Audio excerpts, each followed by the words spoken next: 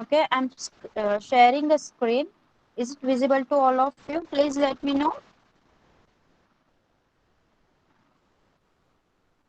Yes, please let me know. Is my shared screen is visible? Okay. Okay, thank you. Yes. Now we will start. See. बघा, आपण effects of British rule म्हणजे British सत्तेचे भारतावर काय परिणाम झाले ते तो लेसन स्टार्ट केला होता. ओके, मग आपण त्यामध्ये कोणते कोणते पॉइंट्स कंप्लीट केले आहेत आपण एक त्याचा क्विक रिव्ह्यू घेऊया. नेहमीप्रमाणे establishment of first of east India company, भारतामध्ये ईस्ट इंडिया कंपनीची स्थापना कशी झाली ते आपण पाहिलं आहे. बरोबर, काही भौगोलिक शोधांमुळे म्हणजेच जिओग्राफिकल डिस्कवरीजमुळे ज्या युरोपीय सत्ता होत्या त्यांना भारताचा शोध लागला. बरोबर, मग त्या कोणकोणत्या होत्या? पोर्तुगीज, डच, फ्रेंच, ब्रिटिश अशा प्रकारच्या युरोपीय सत्ता होत्या आणि त्यांना भारतात काय यायचं होतं? त्यांना भारताची जी व्यापारी बाजारपेठ आहे ती कॅप्चर करायची होती. ओके, काबीज करायची होती. मग इंग्रज भारतात आले तेव्हा त्यांना पोर्तुगीजांनी विरोध केला, पण नंतर इंग्रज आणि पोर्तुगीजांमध्ये मैत्री झाली आणि नंतर इंग्रजांचे शत्रू कोण झाले? फ्रेंच आणि डच, हे आपण पाहिलं होतं. देन वी हॅड सॉ British and Marathas. Okay, British आणि मराठा, इंग्रज आणि मराठ्यांमध्ये काय झालं, कशा प्रकारे लढाई झाले ते आपण पाहिलं होतं. त्यामध्ये आपण पाहिलं की मुंबई हे इंग्रजांचे पश्चिम भारतातील प्रमुख केंद्र होतं. बरोबर, आणि त्यामुळे ते मुंबई लगतचा जो काही परिसर आहे ते मिळवण्याचा प्रयत्न करत होते. पण या सगळ्या प्रदेशावर जो काही बाजूचा प्रदेश होता त्यावर मराठ्यांची पकड होती, मराठ्यांचं वर्चस्व होतं. माधवराव पेशवे यांच्या मृत्यूनंतर काय झालं, त्यांचा जो चुलता होता, काका होता, रघुनाथराव पेशवा, याने काय केलं, इंग्रजांकडे मदत मागितली. त्याला पेशवे पदाची लालसा होती, त्यामुळे तो इंग्रजांकडे गेला आणि मराठाच्या राजकारणात फायनली इंग्रजांना एंट्रन्स मिळाला, इंग्रजांचा शिरकाव झाला. ओके, आणि 1774 ते 1818 मध्ये या इंग्रजांच्या शिरकावामुळे मराठी आणि ब्रिटिश सत्तेमध्ये जवळजवळ 3 युद्धे झाली. ओके, आणि त्यावर त्यांनी Anglo Maratha war, okay, treaty of सालबाईचा तह गेला आणि मराठा आणि इंग्रजांमधलं पहिलं युद्ध 1782 साली संपलं. Okay, so then we had saw subsidiary alliance. What was subsidiary alliance? की जे काही सत्ताधीश आहेत भारतातले त्यांना इंग्रज मदत करणार, पण त्या मदतीच्या बदलात इंग्रज सरकारचे जे लष्कर आहे ते भारतीयांनी ठेवावं आणि त्या लष्करासाठीचा जो काही खर्च आहे तो उचलण्यासाठी एखाद्या तेवढा जो खर्च लागणार आहे तेवढाच उत्पन्न मिळणारा एखादा प्रदेश त्यांनी आपल्या कारकिर्दीतून, आपल्या राज्यातून इंग्रजांना सोपून द्यावा किंवा कंपनीला द्यावा, असा तो तह होता. हे अशा अटी होत्या. मग 1802 मध्ये काय झालं, दुसरा बाजीराव याने हा तैनाती फौजेचा म्हणजे सबसिडरी अलायन्सचा तह किंवा करार इंग्रजांसोबत केला आणि नंतर जे मराठा सरदार होते त्यांना ही गोष्ट मान्य नव्हती. त्या कराराला वसईचा करार असं म्हटलं जातं. Okay, the treaty of Vasai. पण काही मराठी सरदारांना हे मान्य नव्हतं, म्हणून इंग्रज आणि मराठ्यांमध्ये दुसरं सेकंड अँग्लो मराठा वॉर म्हणजे दुसरं ब्रिटिश आणि मराठा युद्ध झालं. Okay, then we had saw that Mughal emperor, okay, general Lake याने काय केलं, मुघल एम्पेररला हरवून हिंदुस्थान देखील जिंकून घेतला. ओके, आणि नंतर आपण छत्रपती प्रताप सिंह बद्दल माहिती पाहिलेली. छत्रपती प्रताप सिंह हे कुठले राजे होते? त्यांचं राज्य कोणतं होतं? सातारा. ओके, साताऱ्यावर ते राज्य करायचे आणि त्यांनी इंग्रजांनी काय केलं, छत्रपती प्रताप सिंहशी देखील तह केला आणि ग्रँड डफ या अधिकाऱ्याची त्यांना मदत होईल असं सांगून त्यांना राज्यकारभारात घुसवलं. पण थोड्या दिवसांनी काय केलं, त्यांना गादीवरून काढण्यात आलं आणि त्यांना काशी इथे ठेवण्यात आलं आणि तिथेच 1847 मध्ये त्यांचा मृत्यू झाला. मग त्यांचे जे सहकारी होते, त्यांचे लॉयल एक वर्कर होते, रंगो बापूजी गुप्ते, लॉयल ऑफिसर होते.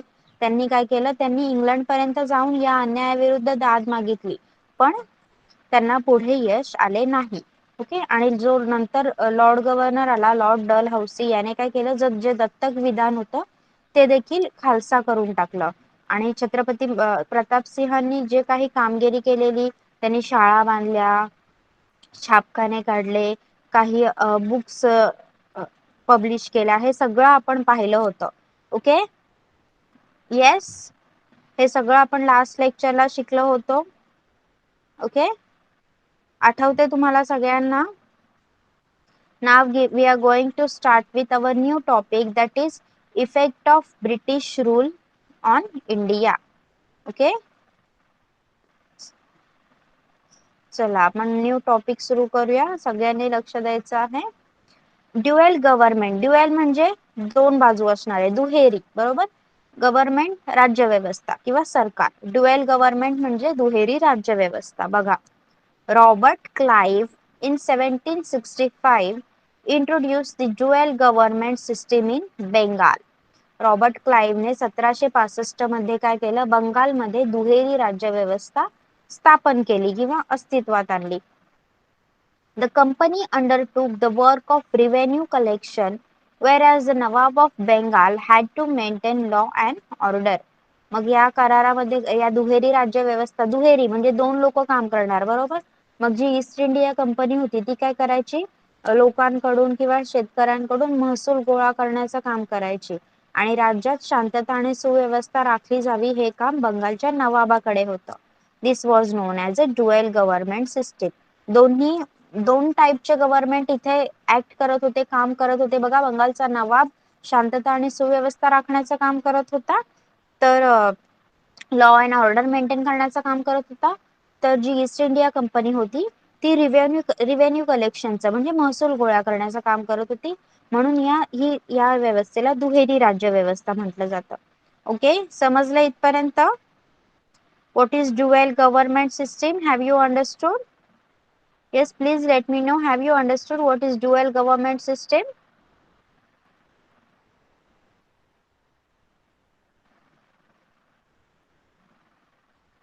Okay.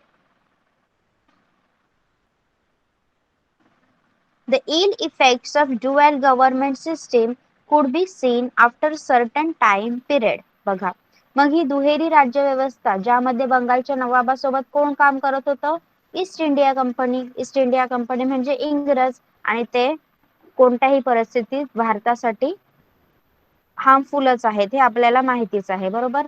मग या दुहेरी राज्य व्यवस्थेचे काही इल इफेक्ट्स म्हणजे दुष्परिणाम, वाईट परिणाम थोड्या काळाने दिसू लागले. बघा, ते काय आहेत. Money in the form of taxes went into the pockets of company officers.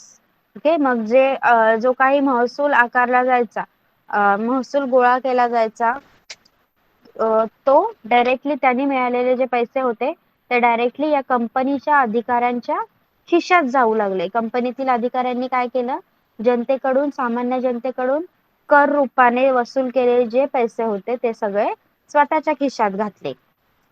Okay?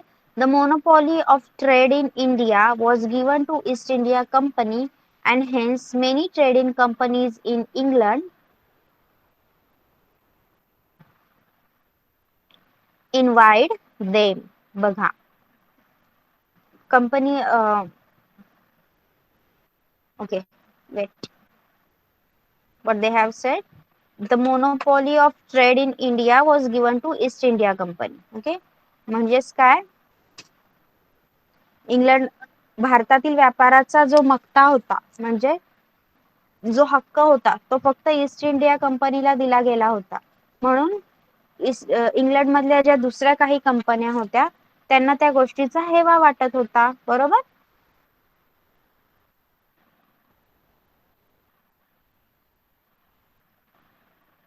The working system of the company in India received criticism in England, and British Parliament introduced some important laws to keep control over the company. बघा, मग भारतातील जो व्यापार होता त्याचा हक्क फक्त east India कंपनीला दिला गेल्यामुळे इंग्लंडमधील ज्या काही दुसऱ्या कंपन्या होत्या, व्यापारी कंपन्या होत्या, त्यांना या गोष्टीचा हेवा वाटायला लागला आणि त्यांनी काय केलं, कंपनीच्या भारतावरील कारभारावर इंग्लंडमध्ये सुद्धा टीका होऊ लागली. इंग्लंडमध्ये लोक एकमेकांच्या चर्चा करू लागली की कंपनी, ईस्ट इंडिया कंपनी ही भारतामध्ये व्यापारी कारभार नीट करत नाही किंवा वाईट पद्धतीने करत आहे, अशी टीका होऊ लागली. म्हणून कंपनीच्या या कारभारावर नियंत्रण ठेवण्यासाठी, कंट्रोल ठेवण्यासाठी इंग्लंडच्या पार्लमेंटने काही महत्वाचे लॉज बनवले, कायदे बनवले. ओके. मग आता आपण बघणार आहोत ते laws, parliamentary laws. Okay. What were the parliamentary laws, पार्लमेंटने कोणते कायदे केले ते आपण पाहणार आहोत. Okay. Is my speed okay with you? You all are getting what I am teaching you? Yes, let me know you all are getting. सगळ्यांना कळतंय का शिकवलेलं? Okay.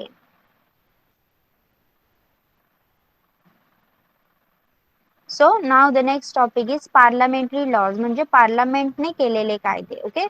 According to Regulating Act of 1773, the Bengal governor came to be known as the Governor General. Okay. बघा 1773च्या regulating act नुसार बंगालच्या गव्हर्नरला governor general असा हुद्दा देण्यात आला. Okay. According to this act, Lord Warren Hastings became the Governor General of India. मग या act नुसार, या कायद्यानुसारच काय झालं, लॉर्ड वॉरन हेस्टिंग्स हा भारताचा गव्हर्नर झाला. Okay. He got the right to control the policies of Mumbai and Madras provinces. बघा, मुंबई आणि मद्रास या प्रदेशांच्या काही धोरणांवर, पॉलिसीजवर नियंत्रण ठेवण्याचा, कंट्रोल ठेवण्याचा अधिकार या गव्हर्नरला म्हणजेच लॉर्ड वॉरन हॅस्टिंग्स याला मिळाला. A committee of 4 members was set up to assist him. मग त्याला मदत करण्यासाठी 4 सदस्यांची एक कमिटी किंवा एक समिती नेमण्यात आली. Okay. C. In 1784, Pitt's India Act was passed. मग 1784 मध्ये, 1784 मध्ये काय झालं, पिट्स इंडिया ऍक्ट म्हणजे पिटचा भारताविषयीचा एक कायदा मंजूर झाला. मग त्या कायद्यात काय होतं बघा, the act provided for appointment of a permanent board of control for better regulation and management of affairs of the east India company in India. Okay. Act provided appointment of permanent board of control. या act नुसार काय झालं, एक नियामक मंडळ स्थापन करण्यात आलं. कशासाठी बघा, for better regulation and management of affairs of east India company in India. Okay. भारतामध्ये ईस्ट इंडिया कंपनीच्या भारतामधील जो कारभार चालू आहे, राज्य कारभार चालू आहे, त्या राज्य कारभारावर पार्लमेंटचं नियंत्रण राहावं यासाठी एक कायम स्वरूपाचं नियामक मंडळ नेमण्यात आलं. Okay. In 1833 and 1853, new laws were passed by the parliament to make certain changes in the working of the company. मग 1813 मध्ये, 1833 आणि 1853 मध्ये कंपनीचा हा कारभार, या कारभारात काही फेरबदल, काही चेंजेस म्हणजे काही फेरबदल करण्यात आले आणि ते फेरबदल करणारे कायदे पार्लमेंटने बनवले.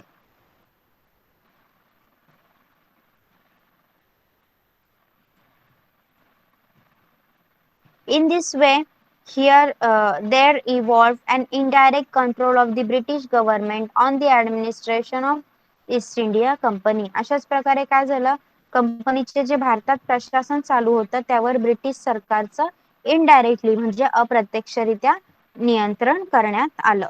Okay. With the emergence of British rule, a new administrative system got developed in India. बघा, इंग्रजी सत्तेच्या नंतरच, इंग्रजी सत्ता भारतात आल्यानंतर लगेचच एक नवीन प्रशासकीय पद्धत, न्यू ऍडमिनिस्ट्रेटिव्ह सिस्टीम म्हणजे नवीन एक प्रशासकीय पद्धत भारतात रूढ झाली. Civil services, military, police force and judicial system became the main pillar of British administration in India. मग मुलकी नोकरशाही, परत लष्करे, मिलिटरी म्हणजे लष्कर, पोलीस दल आणि न्याय संस्था हे इंग्रजांच्या भारतातील प्रशासनाचे प्रमुख आधारस्तंभ होते. म्हणजे इंग्रजांनी काय केलं, सिव्हिल सर्व्हिसेस, मिलिटरी या गोष्टी अस्तित्वात आणल्या आणि त्यामध्ये त्यांच्या लोकांची भरती केली गेली, जेणेकरून त्यांचा जो भारतावर राज्यकारभार चालू आहे तो जास्त स्ट्रॉंग व्हावा त्यासाठी. Okay, yes, have you understood the topic? Tell me, पार्लमेंटने बनवलेले कायदे हा टॉपिक समजलाय का? Okay.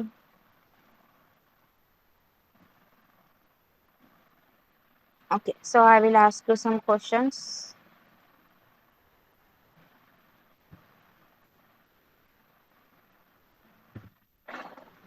What was a dual government system?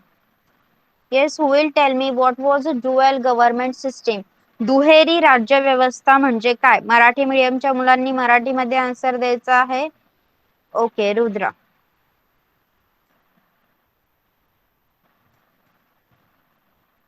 Yes, Rudra, you can unmute and say the answer. Yes. Am I audible? Yes. Am I audible? Yes, yes. Yes, ma'am. The system of dual government was introduced by Robert Clive in Bengal in 1765, wherein the East India Company took over the revenue collection and the maintenance of peace and order was left with the Nawab of Bengal. The officers of the company pocketed land revenue, as monopoly of trade was given No, to no, East no, no, India no Company. need to tell this much. फक्त दुहेरी राज्य व्यवस्था म्हणजे काय तेवढंच सांगायचं होतं. एकदम एक्स्ट्रा आन्सर सांगायची Okay, गरज नाही. Yes, good. What was the dual government system? That only I asked you. Next is,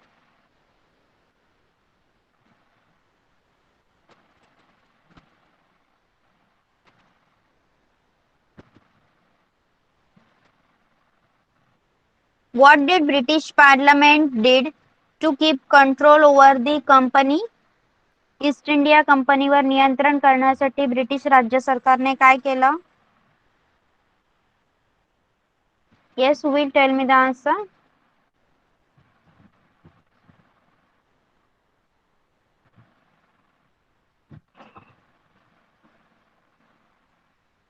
What did British government did? Yes, anyone? Okay, Siley.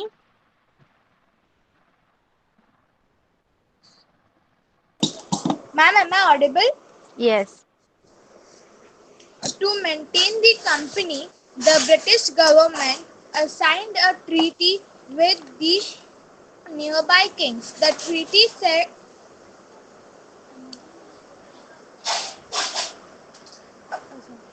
the working system of the company in India received the criticism of England and British Parliament, which was introduced some important laws to keep over the control on the company. Okay. Okay. The simple answer is the British Parliament. What did British Parliament did? They introduced some important laws. Okay, okay, to keep control over the company. Yes. Now, next is,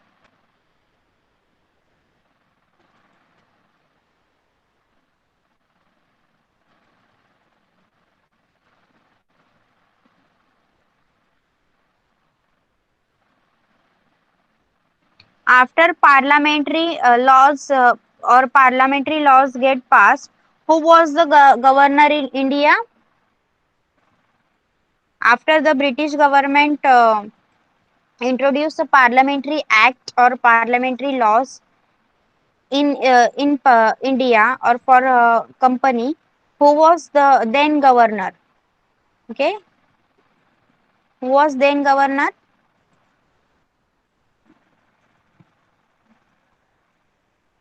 Okay, Siley. Answer: as the Indian Act was passed, The Act provided the appointment of the Permanent Board of Control for better regulation and management of the affairs of the East Indian Company in the India. Wait, Sally, I just want the name of then governor. I just want name of the governor. Yes, Yes, Mansi, the it's right. governor's name is It's Lord Lord Warren Warren. Hastings. Okay. Yes, all of you have corrected. Okay. Now we will continue with the next topic, that is civil services. Civil services म्हणजे मुलकी नोकरशाही म्हणजे काय? British सरकारच्या British सरकारच्या आधिपत्याखाली service करणे म्हणजे त्यांचे एक प्रकारे नोकरशाही करणे. Okay. To strengthen the British rule in India there was need of bureaucrats. Okay, bureaucrats म्हणजेच भारतात इंग्रजांची सत्ता एकदम स्ट्रॉंग व्हावी यासाठी इंग्रजांना नोकरशाहीची गरज होती. ओके, ब्युरोक्रॅट्स नोकरशाही. येस, त्यांना नोकरशाहीची गरज होती, नोकरांची गरज होती. बरोबर आहे. एखादं आपलं काम नीट व्हावं असं माहिती असेल, आपल्याला वाटत असेल, तर आपल्याला ते काम करण्यासाठी काही लोक लागतात. बरोबरच आहे. आपल्याला एका गोष्टीवर एखाद्या ठिकाणी तुमचंच चालावं असं तुम्हाला वाटत असेल, तर त्या ठिकाणी आपलं ऐकणारे लोक सुद्धा हवे असतात. बरोबर, त्यालाच नोकरशाही असं म्हणतात. मग ब्रिटिशांनी सुद्धा तेच धोरण अवलंबलं. ब्रिटिशांना वाटलं आपली जर सत्ता भारतात जास्त दृढ व्हायची असेल, जास्त कंट्रोल आपल्याला भारतीयांवर ठेवायचा असेल, तर तिथले लोक जर आपले नोकर झाले तर that will be easy for us. Okay. Lord Cornwallis introduced bureaucracy. मग ही नोकरशाहीची पद्धत कोणी आणली? लॉर्ड कॉर्नवॉलिस याने. ओके, यानेच त्या नोकरशाहीची निर्मिती केली. Civil services became an important part of British government. मग सिव्हिल सर्व्हिसेस म्हणजे मुलकी नोकरशाही. ओके, त्या मुलकाशी त्या रिजनशी रिलेटेड नोकरशाहीची नोकरी म्हणजे एक प्रकारे त्यांची सर्व्हिस करणे या इंग्रजी शासनाचा महत्वाचा घटक बनला होता. Okay. He restricted the private trade carried out by the company officers and for this purpose he increased their salary. मग कंपनीचे जे अधिकारी आहेत त्यांनी कोणत्या प्रकारे खाजगी व्यापार करू नये, म्हणजे स्वतःचा व्यापार करू नये, फक्त आपल्या ब्रिटिश गव्हर्नमेंट सोबतच निगडीत राहावं, सरकारचीच सर्व्हिस करावी, सरकारचीच नोकरशाही करावी असं त्या इंग्रज सरकारला वाटत होतं. म्हणून त्यांनी काय केलं, या अधिकाऱ्यांनी आपला स्वतःचा काही खाजगी व्यापार, स्वतःचा बिझनेस करू नये यासाठी त्यांनी काय केलं, त्यांनी एक प्रकारे हा रूलच बनवला की तुम्ही स्वतःचा बिझनेस नाही करायचा. त्यासाठी त्यांनी काय केलं, त्या अधिकाऱ्यांचे ही इन्क्रीज देअर सॅलरी. त्याने काय केलं, त्या अधिकाऱ्यांचे पगार वाढवले. Okay. For the convenience of administration, he divided the British occupied territories into districts.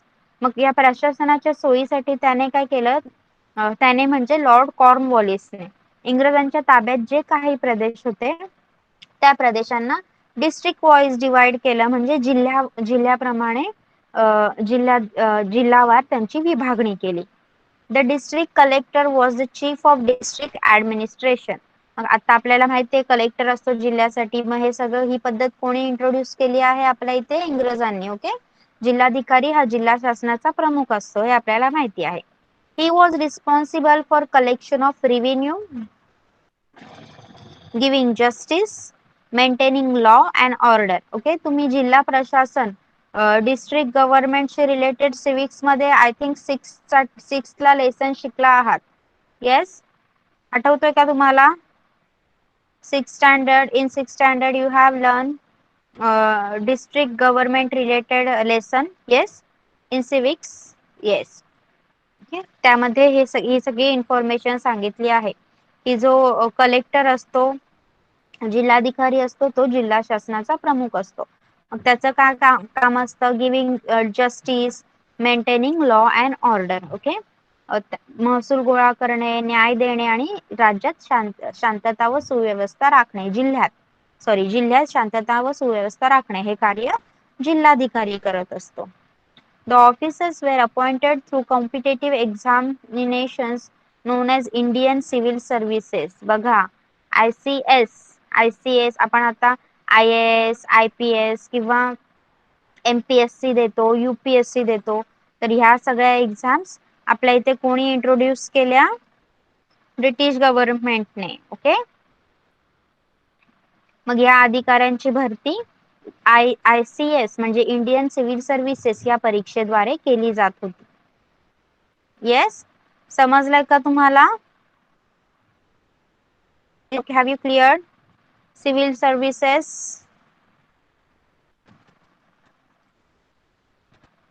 मुलकी नोकरशाही. सिव्हिल सर्व्हिसेस म्हणजे मुलकी नोकरशाही. Okay, next is and police force म्हणजे लष्कर आणि पोलीस दल. The duty of military was to safeguard the British occupied region in India. मग लष्कराचं काम काय असायचं? भारतातील इंग्रजांच्या ताब्यात जे प्रदेश आहेत त्या प्रदेशांचं रक्षण करणे. Okay, acquire new territories and break down any revolt against the British in India. आणि त्याचप्रमाणे जे प्रदेश आहेत त्यांचं संरक्षण करणे आणि त्याचप्रमाणे नवे प्रदेश आहेत अजून ते सुद्धा हस्तगत करणे आणि भारतात इंग्रजांविरोधी जो कोणी उठाव करेल, जो कोणी विरोध करेल इंग्रजांना, त्यांचा उठाव देखील मोडून काढणे ही या लष्कराची कामे होती. ओके, टू मेंटेन रिवॉल्ट म्हणजे उठाव किंवा लढा. Okay, to maintain law and order in the country was the duty of police force. मग देशामध्ये कायदा आणि सुव्यवस्था राखण्याचं काम पोलीस दल करत होतं. Okay, next is judicial system. What is judicial system? The British establish a new judicial system in India. इंग्लंडमध्ये न्यायव्यवस्थेच्या धर्तीवर न्यायव्यवस्थेच्या पार्श्वभूमीवर इंग्रजांनी काय केलं? भारतात एक नवीन न्यायव्यवस्था स्थापन केली. On the basis of judicial system in England. इंग्रजांकडे जशी पद्धत होती, न्यायव्यवस्था जशी होती तशीच त्यांनी एक भारतात देखील स्थापन केली. Every district had a civil and criminal court to solve the local cases. बघा, प्रत्येक जिल्ह्यासाठी तुम्ही हे ऑलरेडी शिकला आहात तुमच्या सिव्हिक्स मध्ये 6th स्टँडर्डला. आपण फक्त हे रिपिटेशन होतं इथे. बघा, प्रत्येक जिल्ह्यात त्यांच्या जिल्ह्यातील जो खटला असेल, त्यांच्या जिल्ह्यातील जे काही मॅटर असतील ते सॉल्व्ह करण्यासाठी लोकल केसेस आहेत ते सॉल्व्ह करण्यासाठी सिव्हिल आणि क्रिमिनल कोर्ट असावं. ओके, म्हणजेच जे त्यांच्या मुलकात खटले चालतात ते खटले सॉल्व्ह करण्यासाठी दिवाणी आणि फौजदारी न्यायालय स्थापन केले. For reconsideration of the judgments a high court was establish. आणि जर आपल्याला तिथल्या न्यायाधीशांनी दिलेला न्याय मान्य नसेल तर आपण त्या निर्णयाच्या फेरविचारासाठी उच्च न्यायालयाकडे सुद्धा जाऊ शकतो. Okay, have you understood military, police force and judicial system? Judicial system, yes. Have you understood this 2 topics? बघा, न्यायव्यवस्था जशी आपण आता कोर्ट पाहतो, सगळ्या गोष्टी पाहतो आपल्या इथे नवीन नवीन, या सगळ्या आपल्या इथे इंग्रजांनी चालू केलेल्या आहेत. Okay,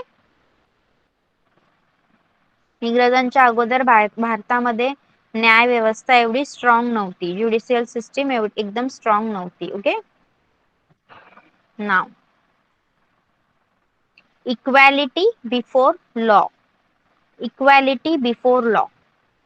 In early times, law in India differed from place to place. बघा, भारतामध्ये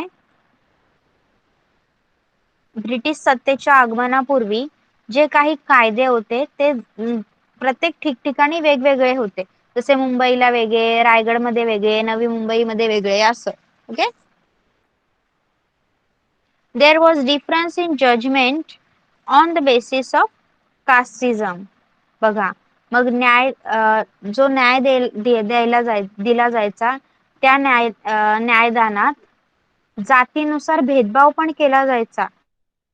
जर एकाची जात जास्त वरची आहे तर तो खरा आणि ज्याची जात खालची आहे तो खरा असून सुद्धा खोटा ठरवला जायचा. ओके, अशा प्रकारे न्यायदानात जातीनुसार भेदभाव केला जायचा.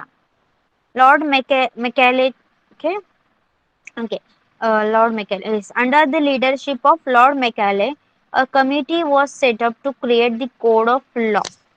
मग लॉर्ड मेकॉले याच्या नेतृत्वाखाली काय झालं, हा एक ब्रिटिश अधिकारी होता. त्याच्या नेतृत्वाखाली विधी समितीने कायद्याची एक संहिता म्हणजे कोड ऑफ लॉ तयार केला. The Indian penal code was enforced all over British India with British principle of equality before law. बघा, मग या कायद्याची संहिता त्याने तयार केली, ज्याच्यात काय सांगितलं होतं, सर्व भारतात एकच कायदा लागू केला जाईल. राजस्थानमध्ये वेगळा, महाराष्ट्रात वेगळा, बंगालमध्ये वेगळा, काश्मीरमध्ये वेगळा असं चालणार नाही. संपूर्ण भारतात एकच कायदा लागू केला जाईल आणि कायद्यापुढे सर्वजण समान असतील. ओके, कायद्यापुढे कोणतीही जात मोठी किंवा छोटी नसणार, कायद्यापुढे सर्वजण समान असतील. हे तत्व आपल्या भारतीयांच्या डोक्यात इंग्रजांनी टाकलेलं आहे. ओके, इंग्रजांनी हे तत्व रूढ केलंय इक्वॅलिटीचं. त्या अगोदर भारतीय फक्त इनइक्वॅलिटीच्या तत्वावर जगत होते. प्रत्येक गोष्टीत इनइक्वॅलिटी असायची. खालच्या जातीच्या लोकांना पाणी भरून दिलं जायचं नाही, त्यांना कुठल्या समारंभात येऊन दिलं जायचं नाही. असे जर न्यायालयीन खटले आले तर त्यांना ते खरे असून पण कधीच न्यायालयात दाद दिली गेली नाही. ओके, मग ती इनइक्वॅलिटी इंग्रजांनी आपल्या इथे तोडून काढली आणि सगळेजण इक्वल आहेत, न्यायापुढे कायद्यापुढे सर्वजण समान आहेत असं तत्व इंग्रजांनीच रूढ केलं. But there were some defects in it. पण या पद्धतीत पण काहीतरी डिफेक्ट्स म्हणजे काहीतरी दोष होते. Sorry, there were separate codes and different laws for the European. बघा, मग यांनी सुद्धा तीच पद्धत केली. युरोपातली लोक आपल्या इथे राहायला आलेली, बरोबर.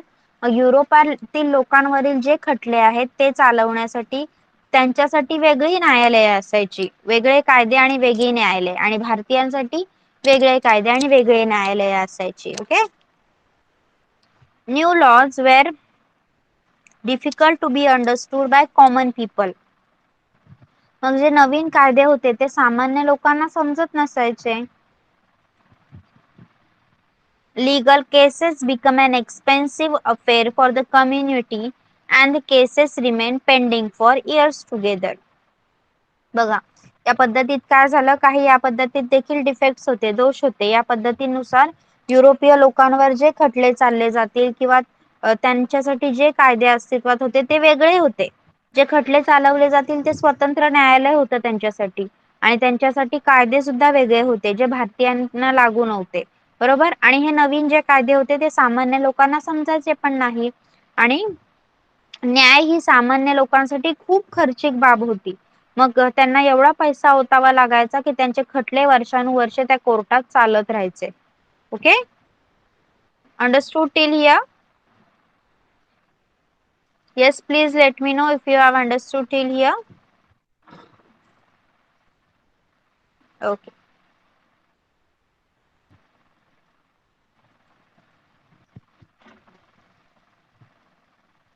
See, now economic policy. Economic policy म्हणजे आर्थिक धोरण. इकॉनॉमिक पॉलिसीज ऑफ ब्रिटिश म्हणजे ब्रिटिशांची किंवा इंग्रजांची आर्थिक धोरणे कोणती होती. Since ancient times there were invasions in India. बघा, प्राचीन काळापासूनच भारतावर वेगवेगळ्या पद्धतीची वेगवेगळ्या लोकांची आक्रमणे ही होतच राहिलेली. कारण भारत हा खूप समृद्ध आणि संपन्न देश होता. भारतामध्ये वेगवेगळ्या प्रकारचे जे काही जसे पदार्थ आहेत, खनिजे आहेत, ही संपत्ती भरपूर होती, म्हणून ती लुटण्यासाठी आपल्या भारतावर प्राचीन काळापासून वेगवेगळ्या प्रकारची आक्रमणे होतच होती. Many invaders settled in India and were absorb in the Indian culture. त्यातील अनेक आक्रमक होते जे इन्व्हेडर्स म्हणजे जे आक्रमक होते, जे आक्रमण करण्यासाठी आले ते भारतामध्येच राहिले आणि त्यांनी भारतीय संस्कृती संस्कृतीमध्ये ते समरस झाले, ऍब्झॉर्ब झाले. त्यांनी भारतीय संस्कृती एकदम पूर्णपणे ऍक्सेप्ट केली. Even though they ruled here, they never made any changes in the basic Indian economic system. बघा, जरी त्यांनी आपल्या इथे राज्य केलं, भारतात राज्य केलं, तरी त्यांनी भारताची जी अर्थव्यवस्था आहे, इकॉनॉमिक सिस्टीम आहे, त्यामध्ये कोणत्याही प्रकारचे बदल केले नाहीत. The Britishers were an exception. पण ब्रिटिश तसे नव्हते, इंग्रज तसे नव्हते, इंग्रज काही वेगळेच होते. बघा, England was a modern nation. आपल्याला आता पण माहिती आहे इंग्लंड एक आधुनिक राष्ट्र आहे आणि तेव्हापासून ते आता इंग्लंड अति मॉडर्न आहे आणि तेव्हा सुद्धा ते मॉडर्न होते. इंग्रज हे आधुनिक राष्ट्र होते. Due to industrial revolution capitalist economy prevailed. बघा, आपण लास्ट लेक्चर मध्ये औद्योगिक क्रांती इंडस्ट्रियल रिव्होल्यूशन पाहिलं होतं.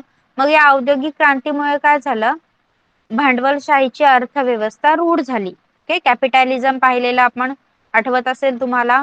हेन्स ते inculcated the an economic system in India which was conducive to economic system in England. बघा, मग त्यांनी अशी अर्थव्यवस्था भारतात रुजवली जी त्यांच्या इंग्लंडच्या अर्थव्यवस्थेला पोषक असेल, त्याला इंग्लंडच्या अर्थव्यवस्थेला त्यातून फायदे होतील. Due to this Britishers gain economic benefit but India started facing economic exploitation. मग इंग्लंडचा आर्थिक लाभ झाला, यामुळे इकॉनॉमिक बेनिफिट भेटला इंग्लंडला, पण भारतीयांचे मात्र आर्थिक शोषण होऊ लागले. इंडियाला इकॉनॉमिक एक्सप्लॉयटेशनला फेस करावं लागलं. Okay, understood this economic policies of British? Yes. Okay.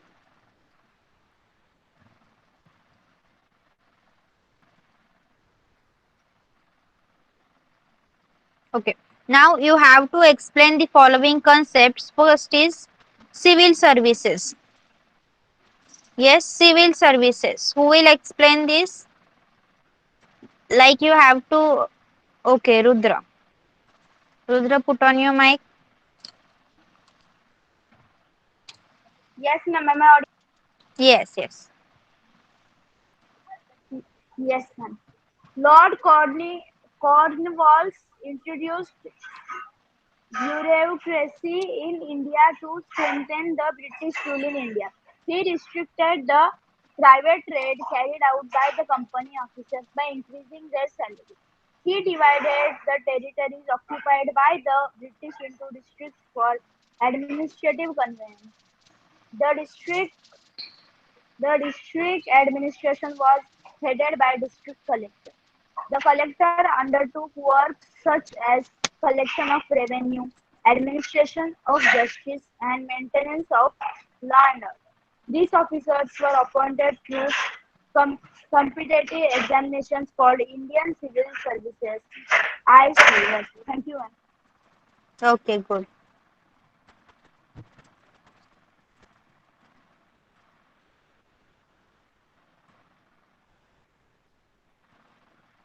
Yes.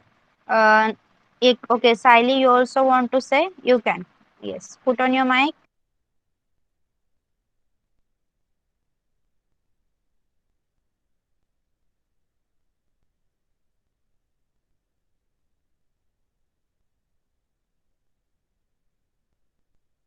Ma'am, actually, for the question 1 civil services, I'm also going to say the same.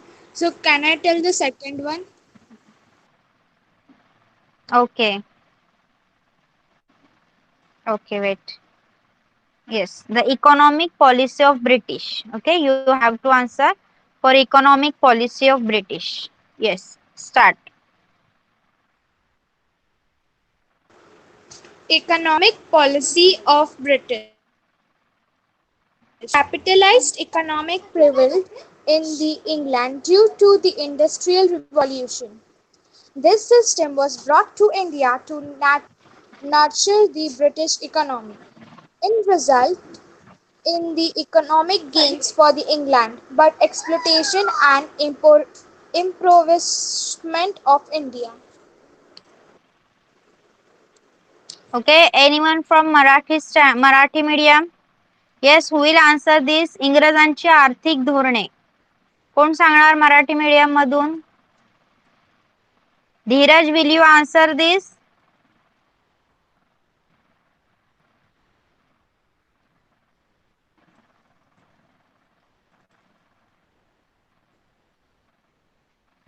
Yes, Nidhi, you can put on and say the same.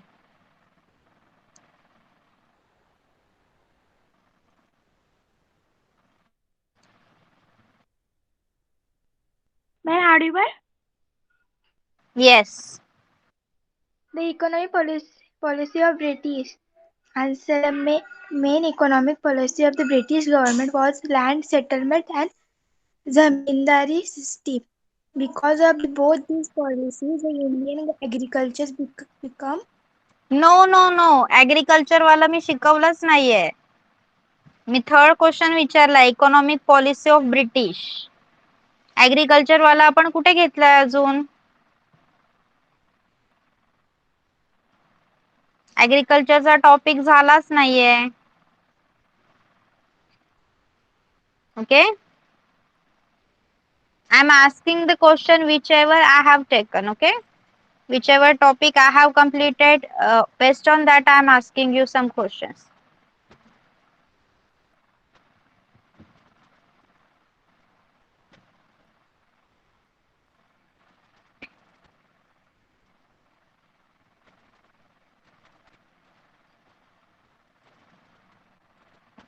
Okay, okay, what was the functions of military and police force in British government? What was the functions of military and police force in British government? लष्कर आणि police दलाचं काय कार्य होतं British government मध्ये?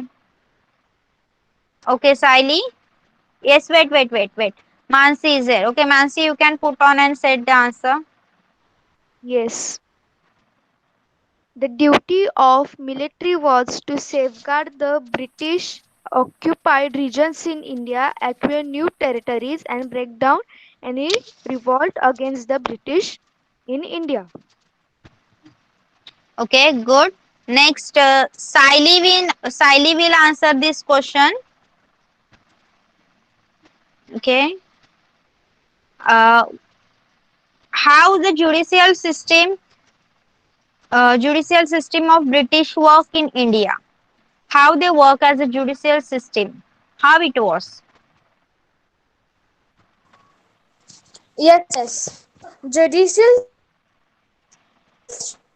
The British established a new judicial system in India on the basis of judicial system in England. Every district had a civil and criminal court to solve the local cases. For the reconsideration of their judgments, a high court was established. Okay, good.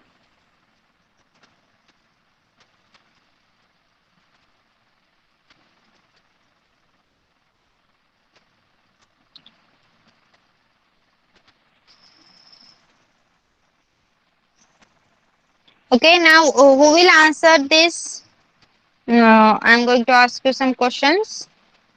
What defects were there in laws introduced by British? What defects were there in the laws introduced by British related to judgment? Okay, कायद्यापुढील समानतेमध्ये जेव्हा ब्रिटिशांनी त्यांचा नवीन कायदा आणला त्यामध्ये काही दोष होते, ते कोणते होते? Yes Rudra. Yes, ma'am.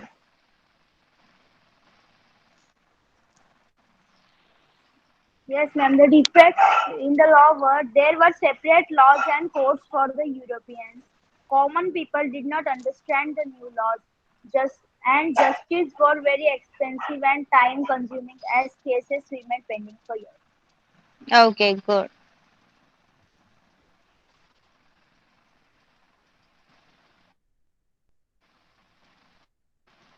Okay.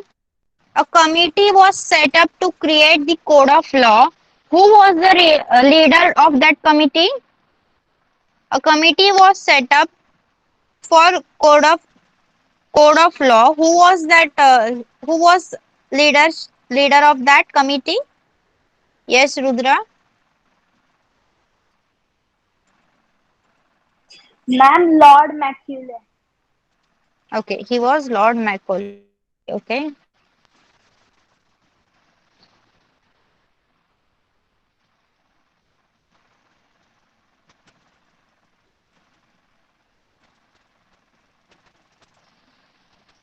When the Pitt's India Act was passed, when the Pitt's India Act was passed,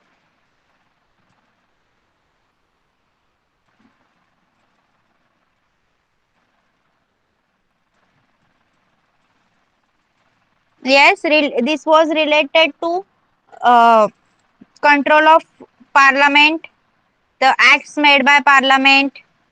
When the Pitt's India Act was passed, anyone? Okay, you can write the answer in chat box. You want me to repeat this question? Okay, you can write the answer in the chat box. Yes, it's 1784. Okay, 1884 sorry 1784 मध्ये पिटचा भारताविषयीचा कायदा मंजूर झाला. Okay.